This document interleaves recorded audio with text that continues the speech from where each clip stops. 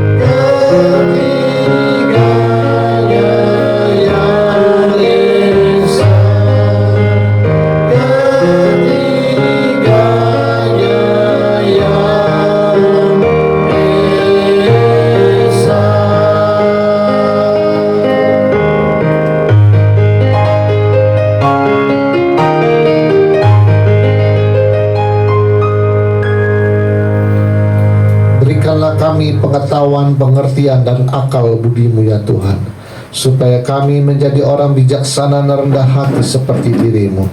Urapi hamba-Mu pada saatnya Bapa, Kau menjamah lidah bibir hamba-Mu Roh Kudus, supaya apa yang hamba perkatakan menjadi kebenaran-Mu yang sempurna di akhir zaman itu Tuhan. Sembunyikan hamba-Mu di balik salib-Mu, biarlah Engkau semakin besar dan hamba-Mu semakin kecil. Persiapan hati kami, bagi tanah yang sungguh di dalam hati kami, supaya firman-Mu yang bentuk logos tulisan mati menjadi rema dalam kehidupan kami. Terima kasih Bapa, terima kasih Tuhan Yesus, terima kasih Roh Kudus. Di dalam nama Tuhan Yesus kami telah berdoa dan mengucap syukur. Haleluya. Kita yang percaya katakan amin. Mari kita ucap salam kita. 1, 2, 3. Salutam en Christo en dunameon en gemata. Salam dalam Kristus dalam kuasa mujizatnya.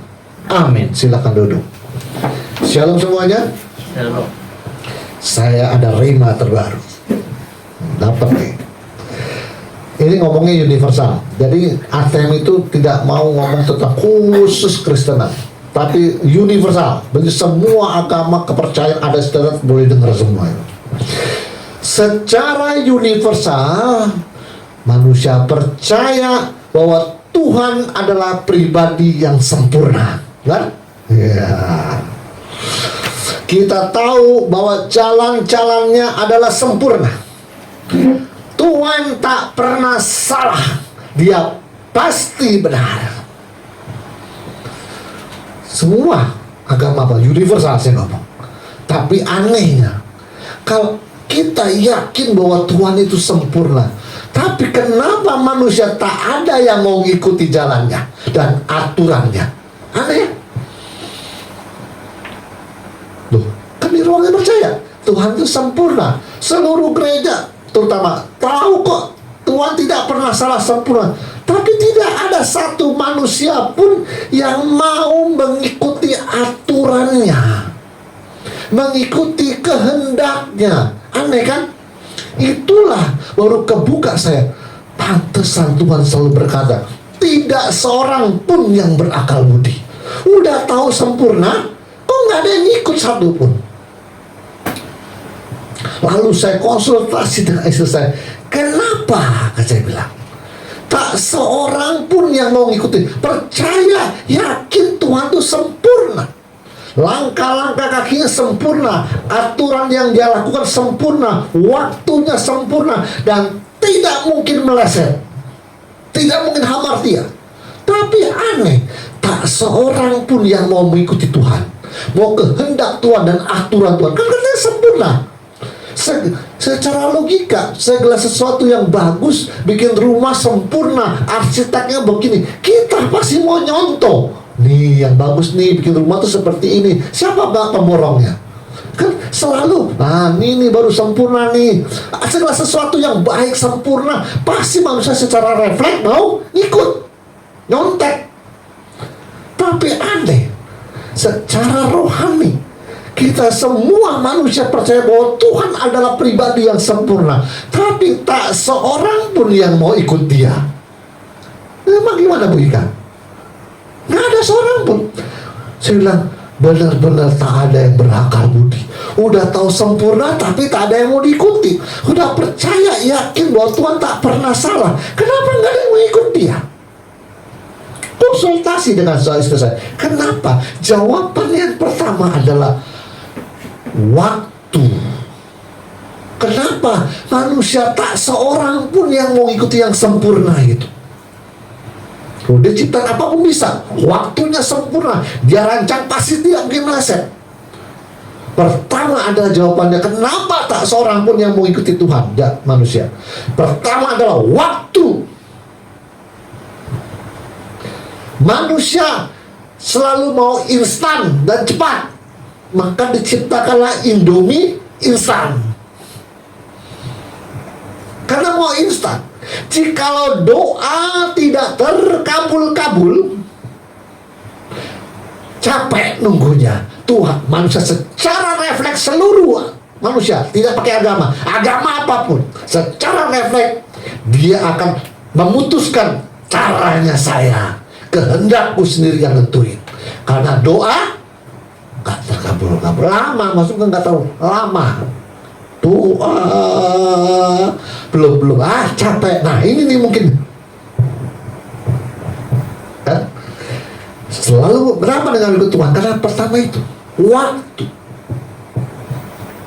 Kelamaan. Saya lama nggak? Lama. Secepat-cepat Pak. Nah ini kan mana nggak ada yang mau ikut Tuhan karena lama waktunya. Karena lama itulah maka yang penyembah setan, yang percaya setan, maka dia akan piara tuyul dan nyepet biar cepat.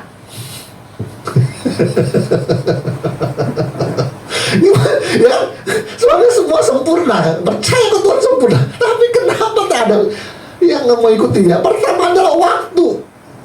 Yang percaya setan, mari kita piara tuyul dan nyepet. Makanya ada orang zaman dulu kalau jalannya kayak Semar begini, dia bawa tuyul dari belakang dia. Katanya begini suka. Kedua, kalau suaminya lagi ngepet, maka istrinya harus jagain lilin jangan sampai padam. Kalau lilinnya padam, lakinya ketangkap suaminya itu. Kedua adalah, yaitu yang penyembah setan, yang nggak pakai setan, yang nafsunya tinggi, doa lama nggak terjawab-jawab, yang nafsunya tinggi, mari kita memaling, korupsi, begal, rampok, dan kita bunuh orangnya. Terakhir, waktu. Makanya tak seorang pun yang berakal budi. Lu pada percaya sama gua sempurna, kenapa gak ada yang mau ikut? Di dalam Kristen Anda kira Anda pada ikut semua? Gak ada yang mau ikut Tuhan. Makanya karena tak seorang, kalau kita harusnya yang benar nih, amin, seharusnya kalau kita percaya Tuhan itu sempurna, rancangannya sempurna, dan dia tidak pernah salah. Setiap manusia yang mengikuti Tuhan dan kehendak Tuhan harusnya pasti, amin, hasilnya benar, baik, dan sempurna. Karena Anda percaya ngikutin yang sempurna, harusnya. Tapi kenapa faktanya nggak begitu? Karena tak seorang pun yang mau ngikuti Tuhan. Kelamaan.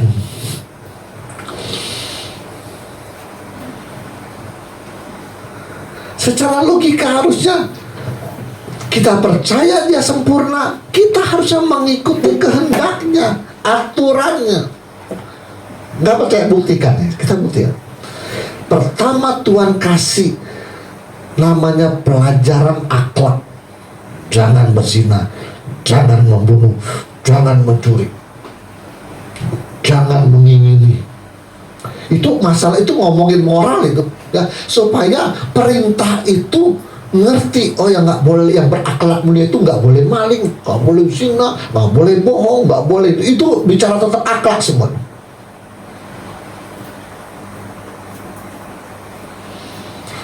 Terus yang kedua, setelah perintah itu diberikan, Tuhan mau, ya ini ngomong sempurna nih, Tuhan mau pengetahuanmu itu menjadi dirimu di dalam prakteknya, dalam tindakan.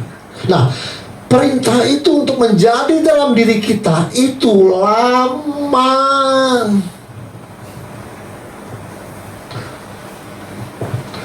Perintahnya itu lama.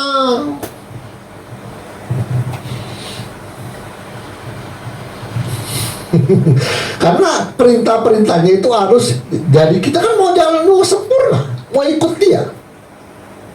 Tuhan itu hasilnya mau baik. Bukan kau hanya secara akhlak, perilaku, perbuatanmu itu baik di mataku, tetapi jalannya kemana, langkah kakimu, waktunya itu harus tepat seperti apa yang aku mau. Tuhan mau nanti hasilnya baik dan sempurna, karena aku Tuhan tak pernah salah. Sekarang pertanyaannya adalah, kalau Tuhan itu sempurna, kenapa manusia masih mengalami pencobaan dan masalah-masalah dalam kehidupan? Coba jawab saya, kenapa itu? Loh, semua agama percaya loh Tuhan itu sempurna, tak pernah salah. Loh, kok kenapa kena masalah, pencobaan segala macam itu? Kenapa itu? Kecelakaan, sial, apes itu kan, itu bukan jalan-jalan yang terjadi ini bukan jalan-jalan sempurna. Anda percaya Tuhan sempurna, tapi yang terjadi itu bukan jalan-jalan sempurna. Kenapa kira-kira? Karena kita tidak mau mengikuti kehendaknya. Kita mau mengikuti kehendak kita. Kita yakin kayaknya seperti ini nih, jalannya seperti ini. Waktu kita jalanin, kita sering kali salah jalan atau benar. Semua agama mengakui.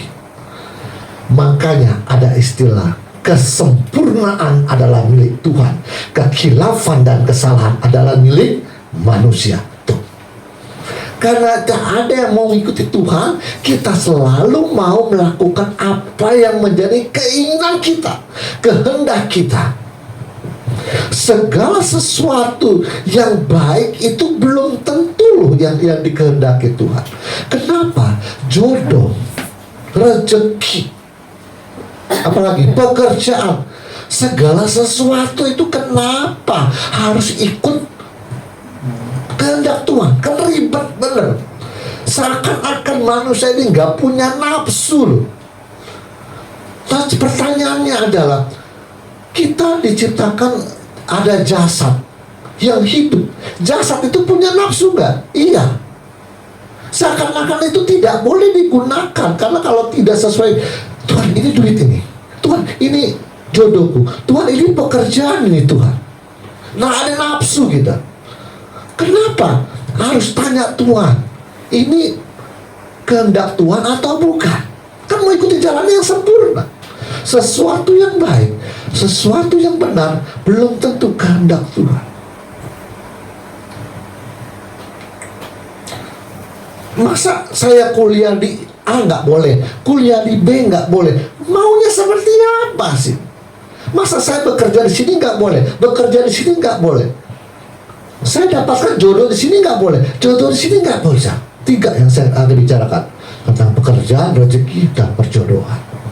Kalau Tuhan itu sempurna, harusnya kita mendapatkan jodoh yang baik, yang sesuai dengan kita. Benar, harusnya nih. Kita lagi percaya bahwa Tuhan itu sempurna. Tapi kenyataannya, kenapa setiap manusia menjalani rumah tangga ribut terus, yang gak kuat ujung-ujungnya cerai? Pertanyaan saya, ini kan jodoh kehendak Tuhan atau bukan ya?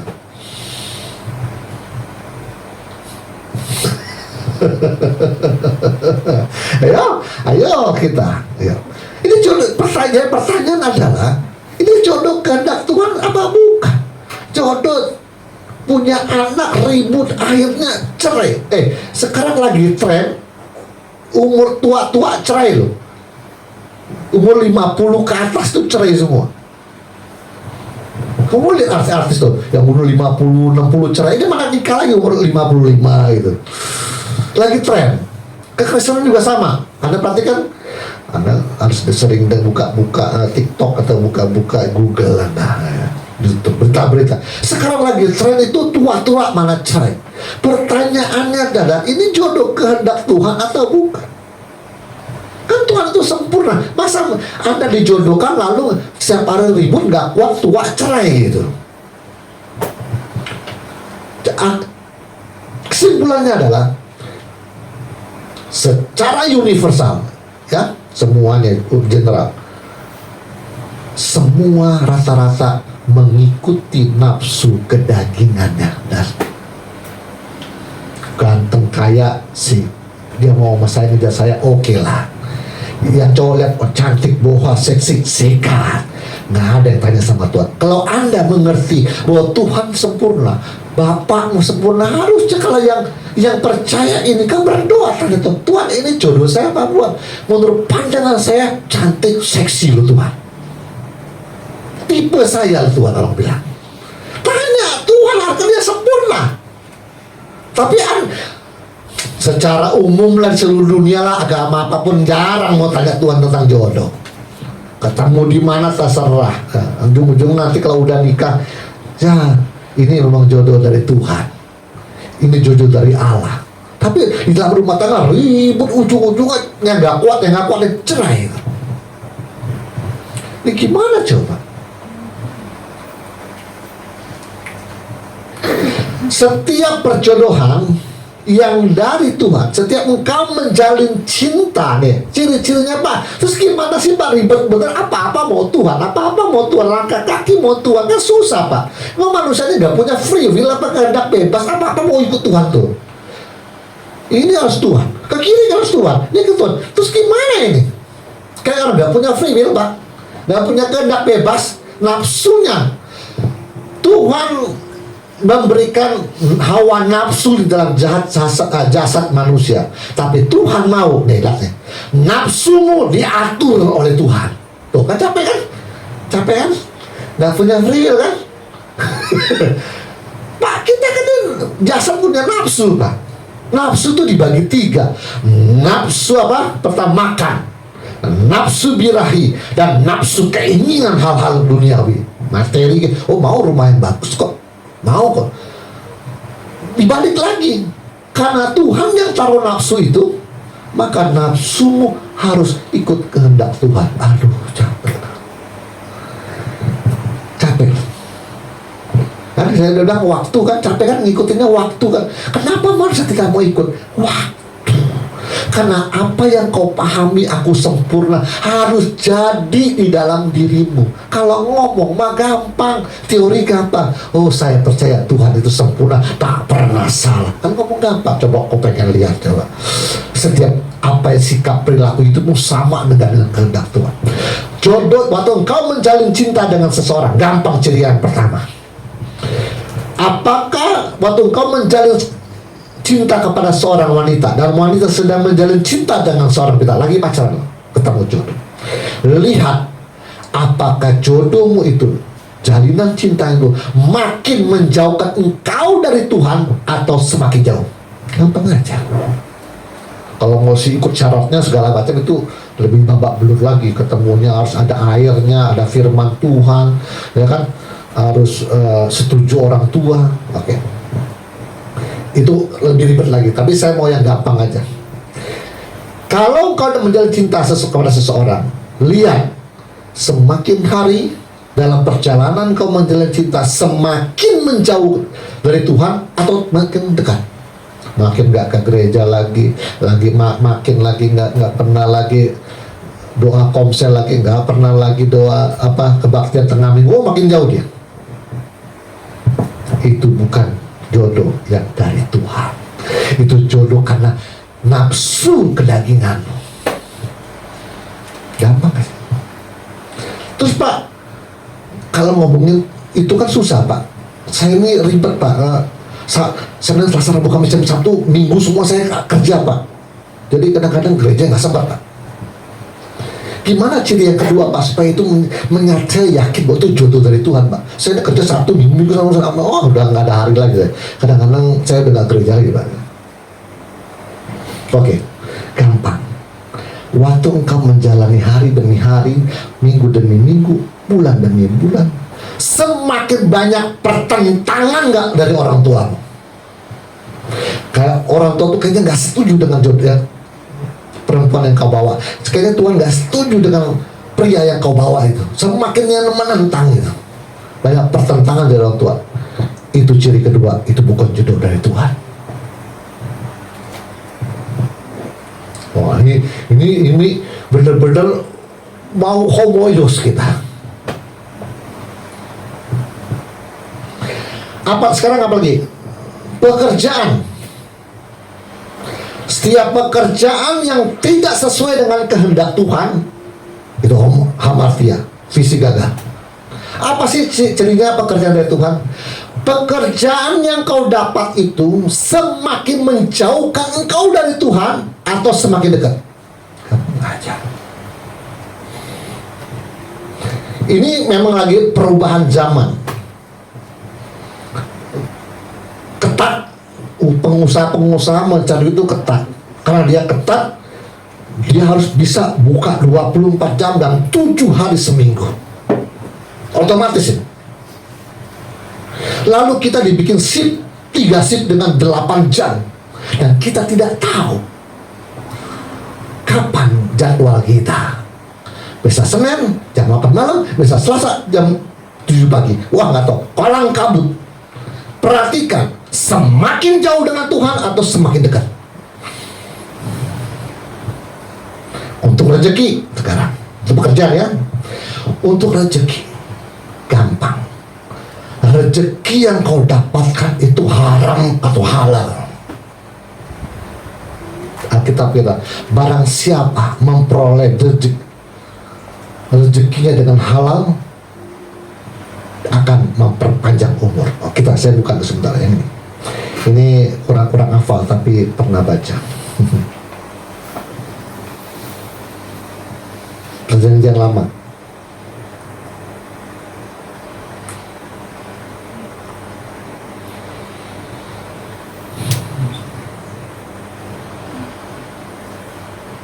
Amsal 28:16. Amsal 28:16. Tadi kan jodoh udah, pekerjaan udah, sekarang rezeki. Seorang pemimpin yang tidak mempunyai pengertian keras penindasannya, tetapi orang yang membenci laba yang tidak halal memperpanjang umurnya. Jodoh itu pertama adalah dia menjauhkan Anda dengan Tuhan atau semakin dekat, atau semakin banyak pertentangan dengan orang tua atau tidak. Orang tua tuh kayak nentang terus, kayaknya nggak setuju lah, mama nggak setuju lah, ibu nggak setuju dengan itu banyak tentang gitu. Tapi kan banyak orang kan, aduh, walaupun orang tua tidak setuju, mari kita kawin lari ya. Itu mah udah bukan hamartia lagi, udah kacau balau, amburadul, sontoloyo Anda. Secara manusia aja ada kacau balau, apalagi secara Tuhan nggak kelihatan kan? Saya bilang, makanya ciri yang pertama adalah semakin kau dekat dengan Tuhan, ya kan, atau kau makin jauh. Kalau kurang juga yakin, lihat orang tuamu semakin banyak pertentangan atau tidak. Kalau semakin banyak pertentangan, lepas. Pak, tapi kan udah cinta, Pak. Lepasnya gimana, Pak? Penderitaannya, mau ngomong apa? Kalau Anda paksakan, Anda juga tidak pernah tanya Tuhan kan? Anda kan gak mau tanya Tuhan kan? Akhirnya nikah ribut terus, gak kuat-kuat ceraian. Pak, ya artinya begini, Pak. Kalau begitu tiba pertanyaan, kalau itu jodoh yang general, yang umum, ini kan gak pernah tanya Tuhan, Pak. Semua nafsu kedagingan manusia, Pak. Terus bagaimana supaya kedagingan manusia ini bisa menjadi kehendak Allah jodoh saya, Pak? Gimana caranya, Pak? Oh, pasti harusnya bisa dong. Bisa. Ya enggak, saya sudah bilang kalau paku diketok-tok bengkok, oke, dilurusin ada bekasnya enggak? Iya. Kalau Tuhan bengkok, udah bengkok pakunya dilurusin, itu bekas bengkoknya tuh itu hilang. Namanya tahir. Belum sembuh sempurna. Kalau Anda dari paku bengkok dilurusin, pasti di tengah-tengahnya ada bekas bengkoknya. Itu namanya sembuh sih. Tapi ada cacatnya. Sedangkan Tuhan kan harus cemerlang tanpa cacat celah. Kalau Tuhan yang bengkokin paku, itu bekas bengkoknya hilang. Itu tahir namanya. Bagaimana Pak jodoh yang secara umum yang tidak pernah tanya Tuhan? Kita percaya Tuhan sempurna, tapi saya tidak mau ikut. Pokoknya ketemu jodoh sikat. Bagaimana jodoh nafsu kedagingan saya ini, Pak, supaya menjadi kehendak Tuhan? Ya, bisa. Namanya pemulihan keluarga. Dua-duanya harus mencari Tuhan, belajar firman, tempur, akhirnya lama-lama akur, sejalan dia. Tapi kan harus ada pembimbingnya. Sama-sama takut akan Tuhan. Kalau istrinya rajin ke gereja, lakinya pulang mabok, gitu gimana? Nggak ada pemulihan ini keluarga ini, benar? Ada juga lakinya mungkin orang, oh, lakinya baik mah, cuma bininya tiap hari main kartu, ya kan? Nah, gimana? Ini kan mau disamakan dengan Tuhan, ya nggak bisa. Lakinya sih baik Pak kerja, tapi istrinya Pak itu main kartu ceki, Pak, ceki, bawang, bong, raja, wes, tak, tawan dah. Nah kalau begini gimana? Nah, saya orangnya mau fair, jadi ada laki-laki yang gak bener, banyak juga perempuan yang gak bener juga gitu ya. Nah, gimana pemulihan? Harus dua-duanya takut akan Tuhan. Sedang pemulihan supaya sama sejalan homoios. Nah itu baru menjadi kehendak Allah. Tadinya kau ini jodoh amburadul semua ini. Bagaimana pekerjaan Bang? Pekerjaan lagi. Ini harus sama sempurna sama yang sempurna. Pekerjaan. Karena perubahan dari usaha dunia manusia. Dibikin 8 jam kerja dengan 3 shift. Menurut saya ATM, visi ATM, satu usaha yang melakukan 3 shift dan 8 jam itu bukanlah pekerjaan yang dari Tuhan. Karena dia akan menjauhkan engkau dari Tuhan. Apa yang dilanggar? Janganlah engkau menjauhkan pertemuan ibadah yang dibiasakan oleh beberapa orang. Harusnya kita semakin rajin menjelang hari Tuhan semakin dekat. Kadang-kadang memang susah ini. Saya babak belur ya. Aduh Tuhan, ini langkah kaki mau kemana? Lama ini visi Tuhan. Anak-anak saya juga belum selesai. Saya sedang berdoa begini, Tuhan. Anak-anak saya kuliah 3,5 tahun. Saya mau istirahat Tuhan.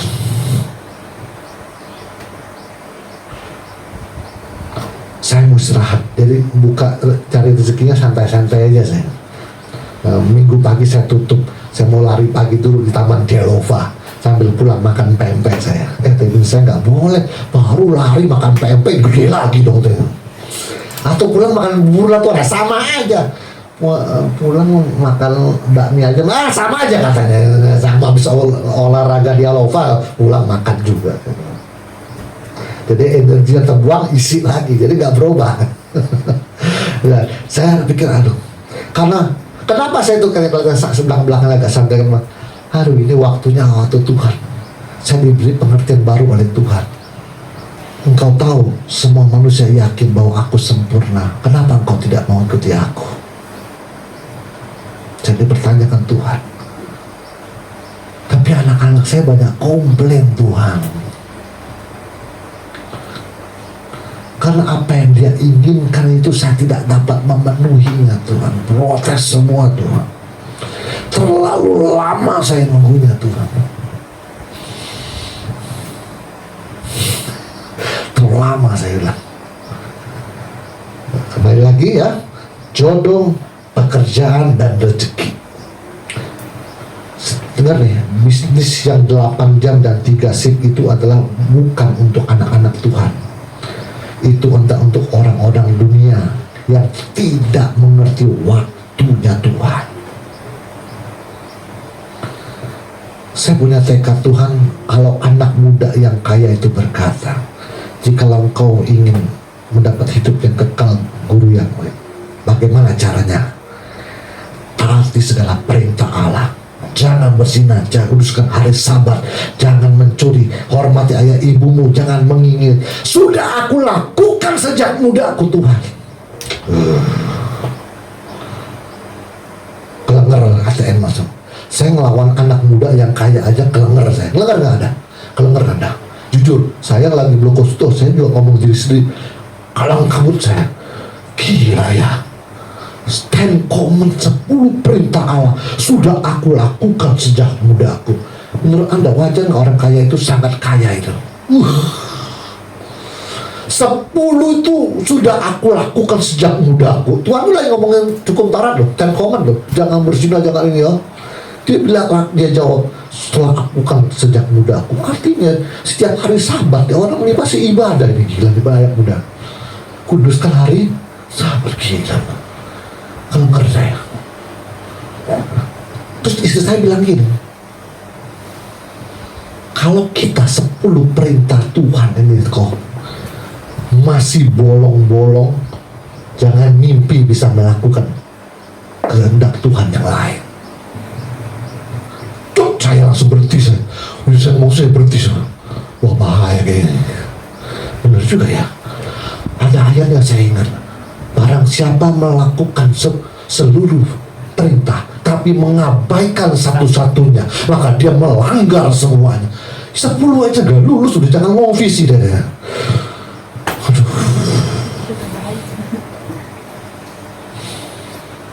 Makanya maaf, sorry, saya bilang istri saya itu keras. Makanya berapa kali anak-anak saya melamar kerja, ditanya, minggu kerja apa enggak? Kerja, gak usah terima. Dia udah tekad. Jangan ngomong visi kok, kalau 10 perintah ini bisa lolos ini, dia bilang. Tapi kita kan gak bisa nuntut orang seperti kita. Iya, ya udah jalanin sendiri aja udah aja.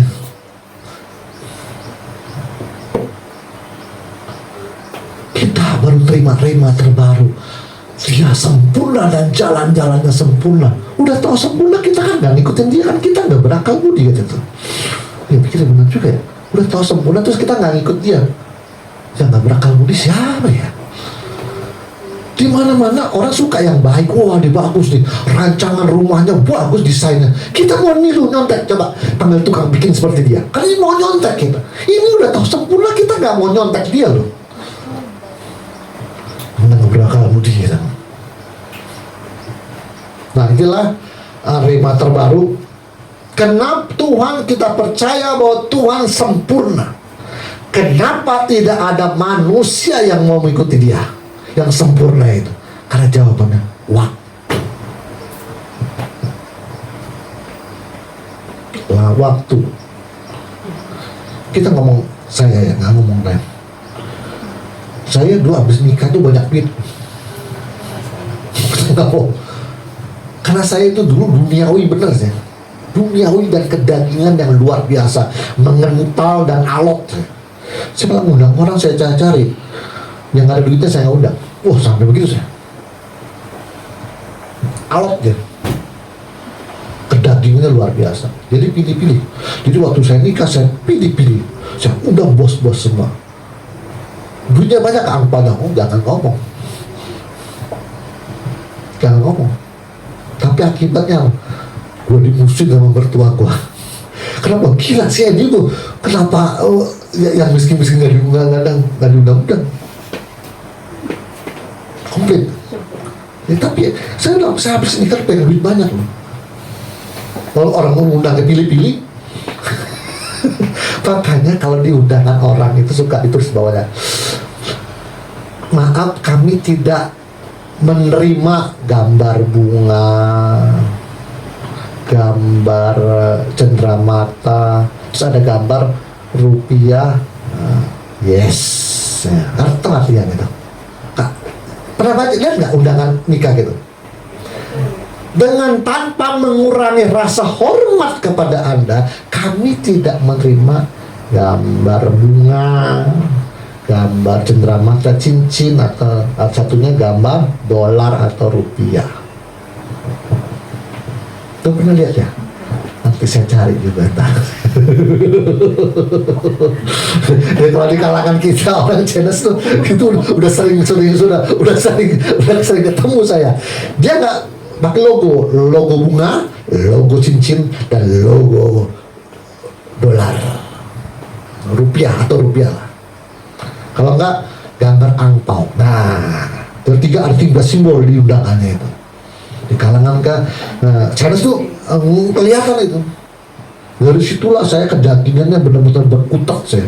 Wah, ini gambarnya angpau. Saya kan belum nikah, saya pelajari semua undangan orang. Wah, kenapa nggak terang-terangan aja Pak, taruh ATM, second ATM saya di buku tamunya itu kan enak itu. Apalagi sekarang pakai QRIS ya. Sekarang orang persembahan pakai QRIS, tahu nggak? Di gereja kayak.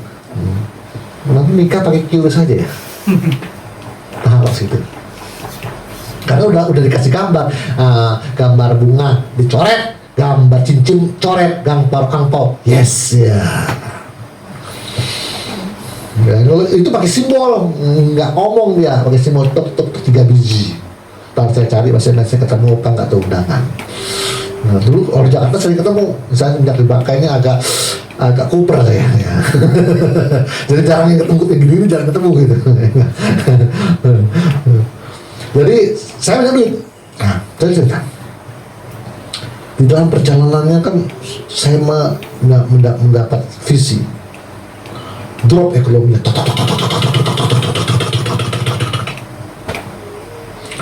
Turun dia. Karena saya memikul beban. Tadinya kan duniawi. Kalau duniawi kan banyak duit Bapak. Kayak caranya dapatnya gimana? Anda nggak perlu tanya gitu kan. Pokoknya duniawi. Udah bilang cara yang halal memperpanjang umur. Oh, saya hampat. Halal haram hantam habis ya udah. Pokoknya duit banyak. Tabungan saya banyak. Saya udah mau beli rumah di Kelapa Gading kemarin. Pokoknya terima visi drop tok.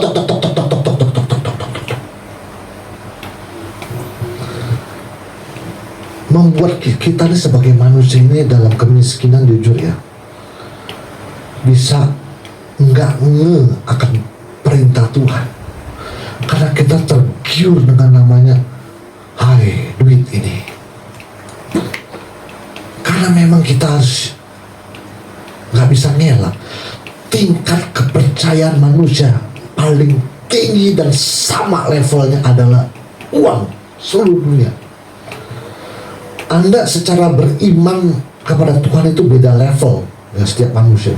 Tapi kepada uang itu sangat beriman. Jadi waktu kita melihat uang itu ya,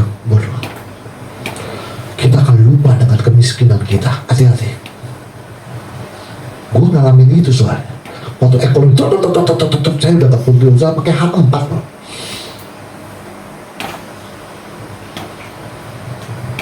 Kalau bisa kita kerja bukan hanya 7 hari, 8 hari kita kerja.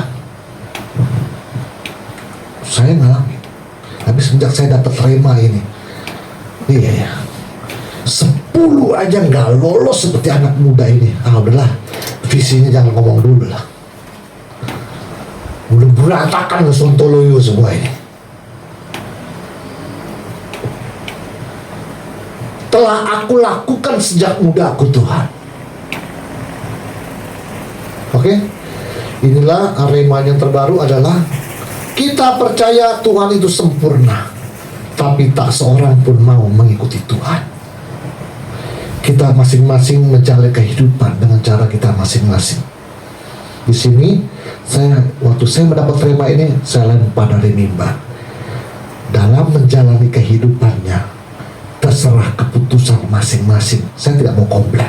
Saya udah bilang, karena tingkat kepercayaan manusia kepada Tuhan itu beda level. Kepada uang sama. Anda jangan tanya uang sama saya, pasti sama. Sama sih Pak. Ya. Orang ateis juga tanya sama nggak? Sama. Ya. Jadi maksudnya karena saya mengerti ini, saya tidak mau komplain cara orang. Visi ini mengatakan bahwa